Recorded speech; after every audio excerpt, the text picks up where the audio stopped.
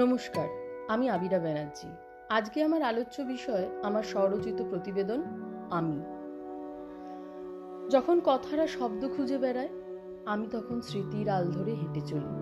আমি হেঁটে চলি অন্ধকার পথ থেকে আলোর পথে, যে পথের শেষ নেই। আমার আমিকে খুঁজতে খুঁজতে আজ আমি বড় ক্লান্ত। এই আমিটাকে কেউ ভুল বুঝে চলে যায়, কখনো বা কেউ ভুল বুঝিয়ে চলে যায়। আর কিছু মানুষ অসহায়তার সুযোগ নিয়ে কাটা ঘায়ে নুনের ছিটে দিতে সিদ্ধহস্ত।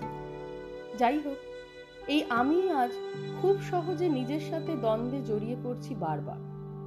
সহজ স্রোতে গা ভাসাতে একেবারেই পারছি না। চেনা মুখগুলোর প্রতিকূল রূপ আমায় পাথর করে দিচ্ছে।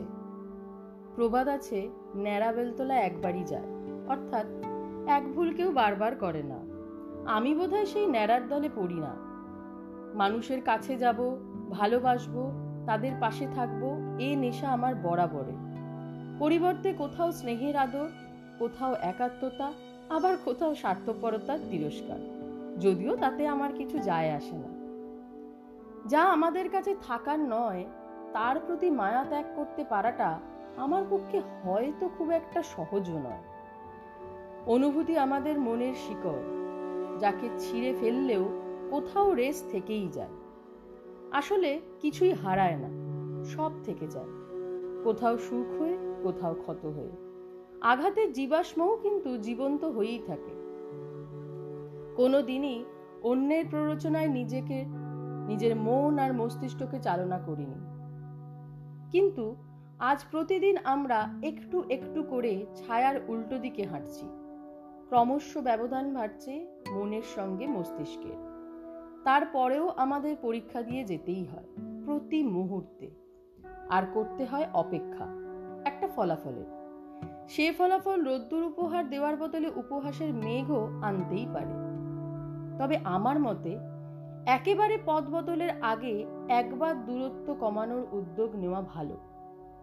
কিছু ভালোবাসা আকস্মিক ছুঁয়ে যায়, আবার হারানোর সময় কারণও জানা যায় না তার, শুধু কিছু প্রশ্ন রেখে চলে যায়। একদিন যারা এক ঝাঁক টাটকা বাতাস হয়ে বিশ্বাস বয়ে নিয়ে আসে, হঠাৎ তারাই কেমন ঝড় হয়ে চলে যায়। আমাদের মনে যে অদৃশ্য শিকল আষ্টে পৃষ্ঠে জড়িয়ে ধরে, তা আসলে আমাদের ভয়, হারানোর ভয়, হেরে যাওয়ার ভয়।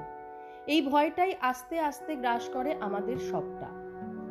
যা বা যাকে হারানোর ভয়ে আমাদের ভিতরের অস্থিরতাকে ক্রমশ বাড়িয়ে তোলে, তার ভূমিকা জীবনে ঠিক কতটুকু?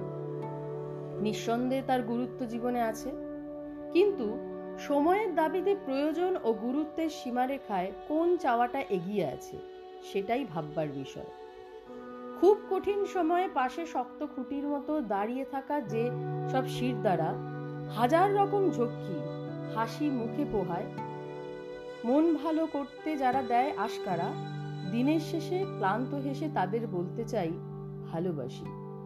সেই তো প্রকৃত বন্ধু, যে বন্ধু এখনো ভুল বোঝেনি, যার কাছে বলতে পারি সবটা, যার সঙ্গে থাকার জন্য নিজেকে সমর্পণও করতে পারি।